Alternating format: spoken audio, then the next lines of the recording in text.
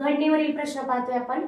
बघा इथे एक घडणी दिली, त्याच्यामध्ये A B C D E F असे अक्षर दिलेत आणि आपल्याला काढायचे ए च्या विरुद्ध पृष्ठभागावर कोणते अक्षर, सी च्या विरुद्ध भागावर किंवा ई च्या विरुद्ध भागावर किंवा समोरच्या भागावर कोणते अक्षर येईल। मग आता ए च्या शेजारी बघा, ए च्या शेजारी बी आणि सी बसले, ए च्या शेजारी बी आणि सी बसलेत म्हणून ते कधीच समोरासमोर येत नाहीत। मग ए च्या विरुद्ध डी, बघा ए च्या शेजारी जे दोघे जण बसलेले आहेत ते कधी समोरासमोर येत नाहीत म्हणून ते दोन्ही काढायचे आणि पुढे जायचं, म्हणजे ए च्या समोरील पृष्ठभागावर किंवा विरुद्ध पृष्ठभागावर डी हे अक्षर।